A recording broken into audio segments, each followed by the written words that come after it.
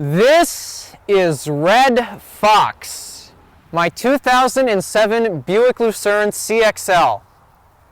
And this thing is a basket of quirks.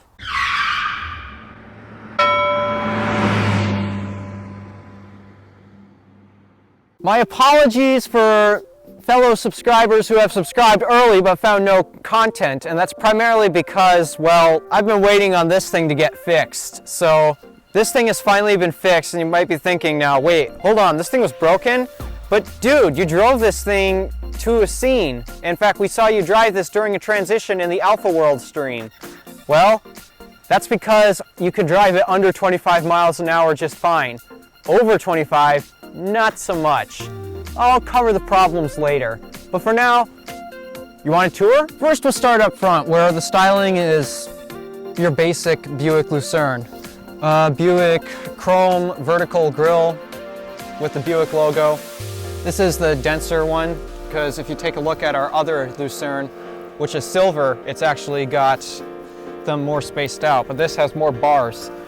And then the headlights, quirk number one, you may realize, what's all this tape doing here? Yeah, this thing's been through some history. I'll get to more than that in a second. Same with the cracked bumper here. And that black license plate thing, that's gonna go bye-bye because it is not legally required to have a front license plate where I live. In terms of wheels, these are actually aftermarket wheels because, let me tell you, I don't think these things are meant for racing just because the brand here says American Racing. And let me tell you guys, these are not racing tires, these are actually snow tires, because if you hadn't noticed the scenery, well, a little snowy. But these are aftermarket 5-spoke wheel tires that came with the car when I bought it. Also have some fake vents here along on the other side. In fact, there's a story that I'll tell you about during the drive. Now, this mirror here you can see, yeah, it's actually faded out. That is very annoying for driving, let me tell you. Look, checking blind spots and seeing who's right beside me, yeah, it's a bit of a pain because this is grayed out, but we'll get that fixed soon. Fueling isn't capless, but, well, it's fueling. And in terms of rear styling, well, it's basic halogen lighting on all sides. In fact, pretty much, you're not gonna find a single LED light in this entire car, not even on the inside. See that right there? Yep, I'll explain that during the drive. And the last final quirk here on the outside is this door is not locked. As you can see, this door opens. This doesn't. That will get fixed at some point. All right, should we take a look on the inside? So this right here is what one of the keys to my car looks like. One of 3 keys, I kid you not, I have 3 keys to this car. But it's the basic standard GM key fob that you got back when 07 was a thing. It also has remote start, so actually to remote start it, lock it, and push and hold the remote start button. And as you can see, Red Fox starts right up. All right, let's go take a look on the inside. Nice chrome door handles. Now this is the CXL model, and nice enough, they actually include leather seats with cloth portions where you're not gonna feel it. All right, it's the middle of winter. I am freezing, so let's get in. I'm cold.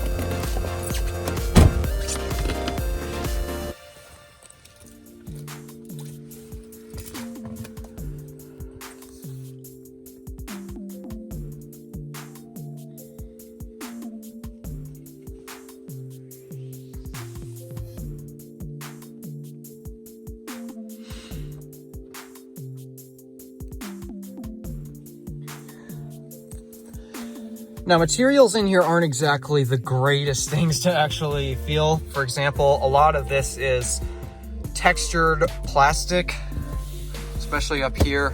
A lot of it is soft touch plastic. This surprisingly is hard. Up here is soft, but this is hard. That's inverted from what you normally find in plastic interiors. And as you can also see here, I actually have a 6th passenger seat.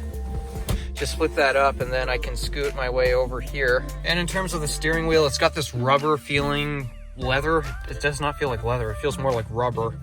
But it's 4 spokes. It's actually heated too. And speaking of that, why don't we turn it on because I'm freezing. So to turn it on, there's no push button start at all. So just insert the key and twist.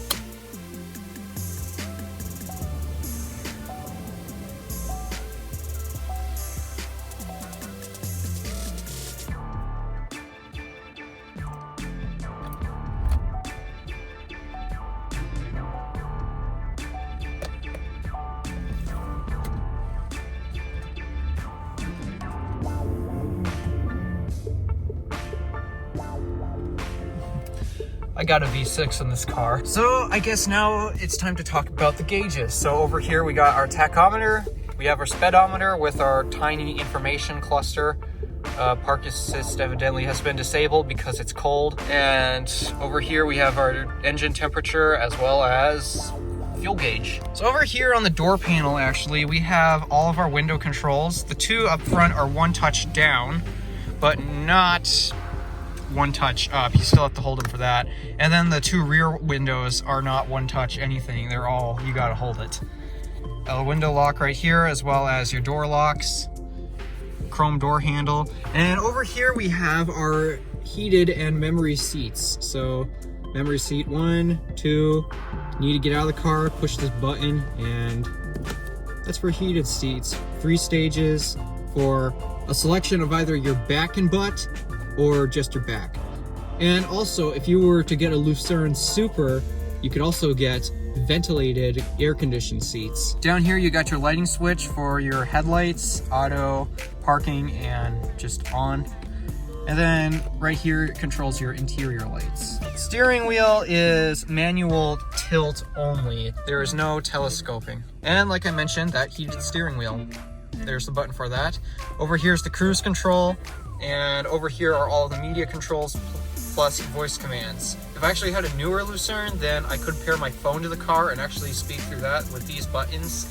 But believe it or not, this car does not have Bluetooth, which really shocks me because our silver one over there does. Before we move on to the radio and climate controls, I'm going to talk about storage here, which this thing is quirky enough of its own. So in terms of the center console, open it up.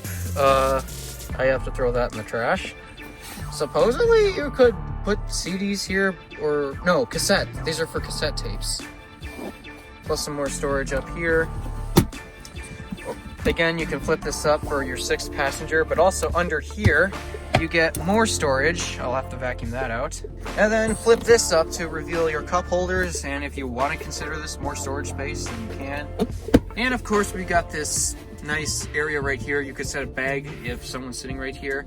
And last but not least, we have this tiny little cubby. Moving up from that, we got our climate controls, which is dual zone automatic, which is nice because I usually like to keep the car very warm, and it's automatic. Okay, so I got a Harman Kardon sound system, and here's another quirk about this car.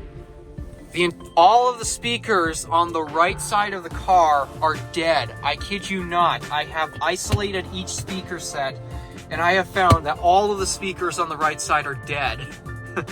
So sound experience isn't exactly a plus, and because I don't have USB input or Bluetooth or anything, I just have to use my iPod and an aux cable. Yeah, connecting is fun, though I have a CD player. But yeah, let's hear the audio system.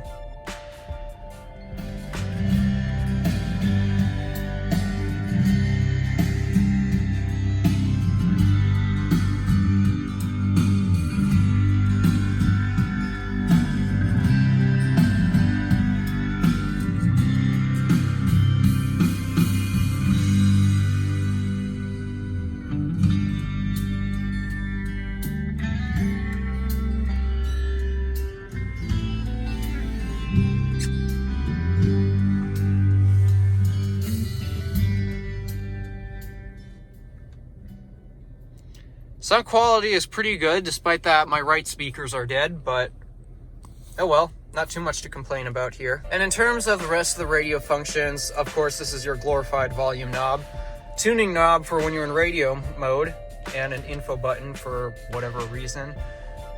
These buttons here change depending on whatever mode you're in. Most of the time, these are just radio presets, but if you had a car with USB input, these would actually be media controls should you be playing music from your phone. And there is no navigation, obviously. I also forgot to mention the shifter. So the reason why all of this space exists, typically right here, if you had the 5-seater version, the shifter would be down here. But because we got our 6th passenger, shifter's up here. So just pull down for drive. Very self-explanatory. And of course, this is a 4-speed automatic, so you have each individual gear access ready at hand, should you want to, because, I mean, there's not many gears to choose from. Another interesting quirk about my car, and there's a reason why it's saying park assist is off, is because I actually have parking sensors. So if you actually look back there, you see that hump right there with the red dot? That's actually for my parking sensors, and yes, this car has parking sensors. The only problem is there's ice on them right now, so they're useless. You're not gonna find a backup camera or anything though. And I do not know if the LuCerne offers a sunroof or not, because our other one doesn't have one either, but no sunroof. Up here we have our mirror like we mentioned. Hello guys. And again, halogen dome lighting, as well as universal homelink remotes. Okay, so that's a basic tour of what's up in here, and as well as the quirk of parking sensors, but there's one more quirk I have yet to show you. It's actually in the glove box. That's the trunk button, in the glove box. I do not know why that is the case, but it's in the glove box. Okay, should we check out the back seat? And in terms of the back seat, well, materials also are pretty similar. You got the same soft plastics right here, as well as your window controls right here, chrome handle, lock, etc.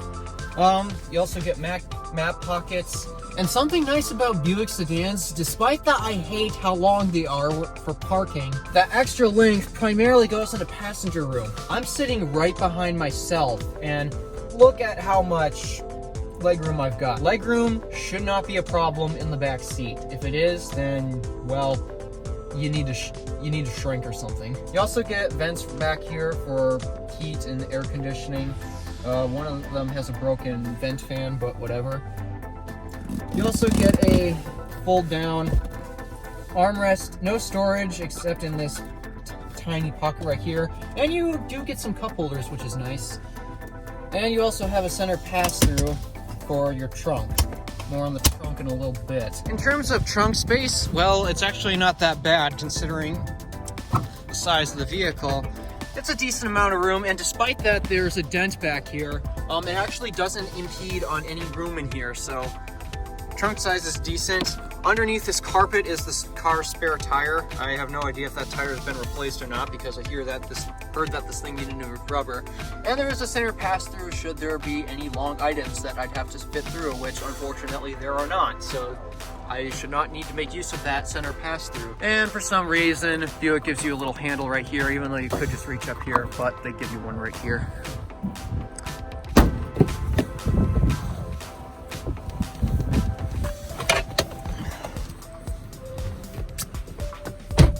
And last thing here on the passenger side, well, I forgot to cover the visor. So you do get a mirror with illumination.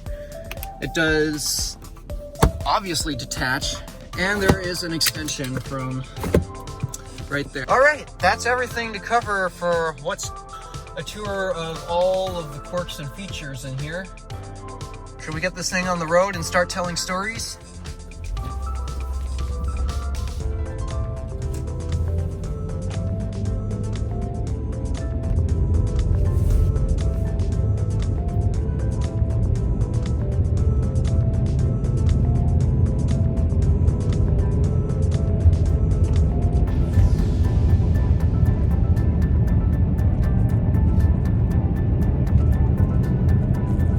First, taking off in Red Fox, since we're doing driving impressions.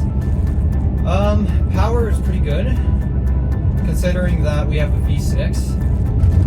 Now, there is a V8 available in the LuCerne, and it's known as the LuCerne Super. It has the 4.6 North Star V8, but that's only available on the Super trim. I'm not too sure exactly how well that drives, because there aren't that many LuCerne Supers out there. remember that vent thing that I mentioned? Ooh, bird. Thank you. And the vent thing that I mentioned? There is 3 on each side of the car representing the V6, and then there's 4 representing the V8. Obviously you saw 3 vents on the side of the car, so that means this has the V6, and pretty much most LuCernes will have the V6.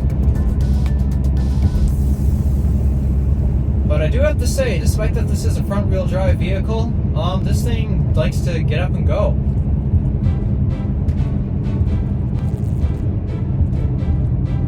It really does. Now the transmission, it definitely feels very smooth. And yeah, there's not that many gears to choose from. It's a 4-speed automatic, meaning that it's going to affect the fuel economy just a little bit. The transmission is very smooth. Which is kind of funny because our newer 2011 Buick LuCerne, the silver one in our driveway, that actually has a bit of a transmission problem when it's cold. It clunks like crazy. The other day I went to the laundromat and it was just really struggling. It was really struggling to shift smoothly. In fact, we just went over a bumpy section right now. This thing took him very well. Despite that, I am very scared that this thing has a bearing that will need to be replaced soon. Just not now. We'll have to have a bearing replaced soon. But this thing took those bumps just fine. Noises, there is some noise, mostly tire noise I hear. But to my surprise, why does this seem quieter than our silver one? Because I've driven our silver one before, but this seems quieter. Okay, I'm about to turn on to a section where we are really going to test this thing's handling abilities.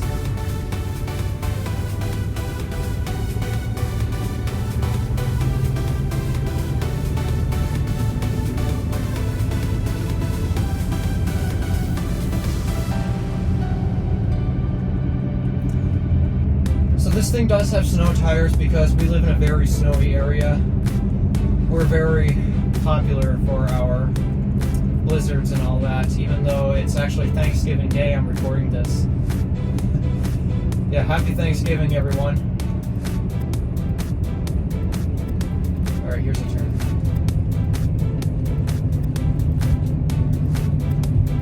Okay, some lean. But to be expected.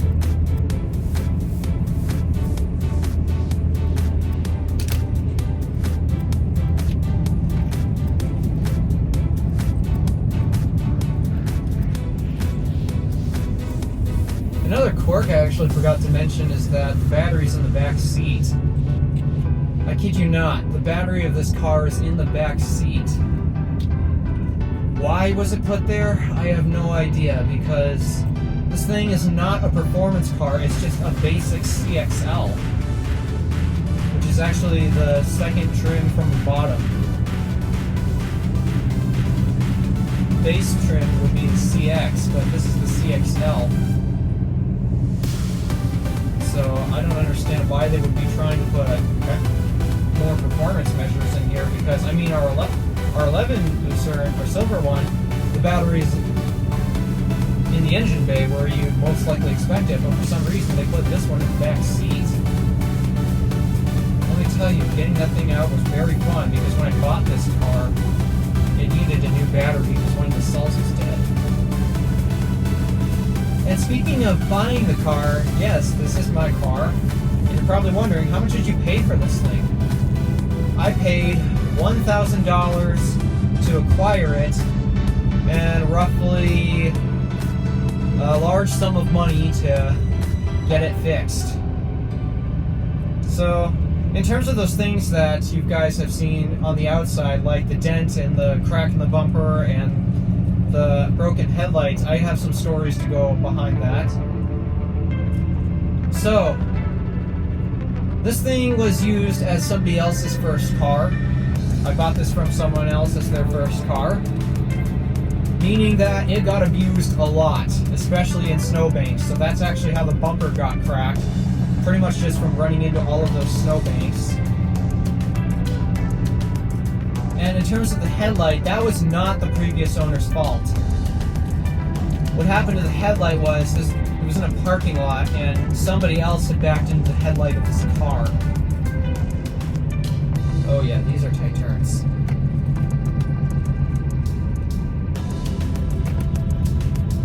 Yeah, these are tight ones. Gotta admit though, it's a little fun.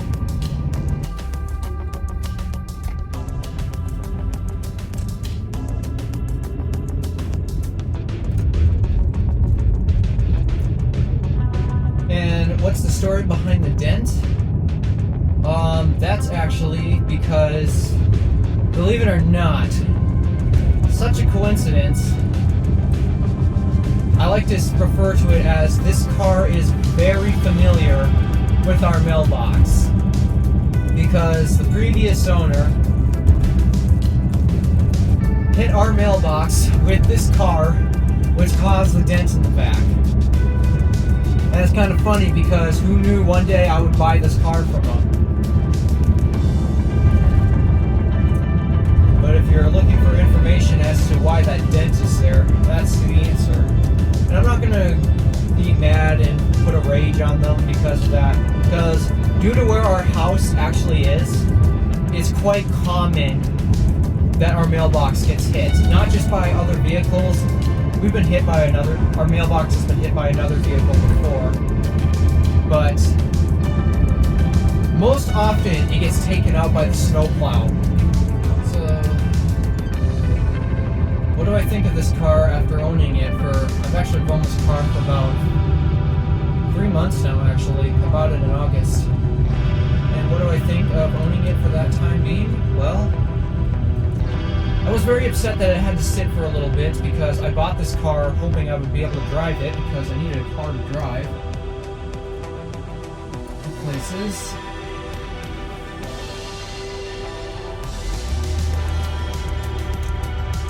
And now, finally, we have the car in a working condition. Then the last thing that I want to talk about is primarily just the name of this car. Red Fox. As you noticed, I've called this Buick LuCerne Red Fox. Primarily because of the paint color. But I also like to give my cars a name.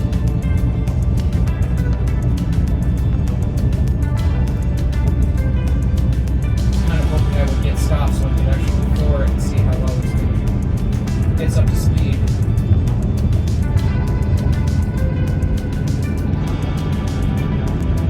So this will be my daily driver car for the next, I don't know how long, but for some time. It's no Tesla, but I'm not complaining. So now let's get home and put this car on the cardboard. Starting with under the hood, in terms of power, it produces, well, a fairly decent amount, though it only produces enough to get a 4 out of 10. Transmission only has 4 gears, but it's very refined, so it keeps its 4 out of 10. In terms of drivetrain, this is only front-wheel drive, and because that means it's only 2 wheels, you get 2. 0 to 60 is around 7.7 seconds, which gives you around 5 out of 10. And in terms of fuel economy, it's actually fairly decent. More above what's terrible, so I'll give it a 6 out of 10, which gives you a total of under the hood for 21 out of 50. Next up are the weekend categories. In terms of styling, it definitely does have a little more distinction between it and its cousin the Impala, but not by much. Although the dent in the back, my particular one, definitely helps. It gets a 4 out of 10. Visibility isn't exactly all that great, especially with the one mirror, and it gets a 4 out of 10. In terms of handling, it actually handles pretty fine around the corners. Not bad, but not good, particularly good either. It gets a 5 out of 10. Fun factor, you're not really looking to have fun in that thing, so I think it's 3 out of 10. And cool factor, it's just a Buick. Not that many people have them, and even when they show up somewhere, it's not even paid that much attention to, which gets it a 1 out of 10. Giving you a total weekend score of 17 out of 50. Last up are the daily categories. In terms of features, well, it does have heated seats and a heated steering wheel and parking sensors, Other than that, no navigation or digital gauge cluster or anything else, really. It gets a 4 out of 10. Comfort is pretty good, actually. It's not really the best because the suspension is shot, but still there. It gets a 4 out of 10. Quality is not particularly great. In terms of materials, they are absolute garbage. And reliability is left to be known because it's a used car that's been beaten, and although the engine and transmission seem fine, I just had to replace a wheel bearing which cost me $100. Quality is a little bit questionable. It gets a 3 out of 10. Practicality, though, is pretty average for the class, and it gets a 5 out of 10. And in terms of value, it's a great deal, but I've already had to spend a lot of money to get it repaired, and it gets a 5 out of 10 for that, bringing the total daily score to a 21 out of 50. Add it up, you get a grand total of 59 out of 150, which, well, yeah, not exactly the best, but if you take a look at other comparisons, wait, this is the first one to go on, so technically, for now, it will have the best and the worst cardboard score, so wait till we get other cars to review and put on the board, see what we get. Alright, that was Red Fox, and this is the Random Alpha Drive. I hope to continue to make more news soon, and, well, yeah, that was fun. Alrighty, so be sure to check out the rest of the network, do me a favor and interact with the buttons below. My name is Alpha DeWolf, Random Alpha, signing out.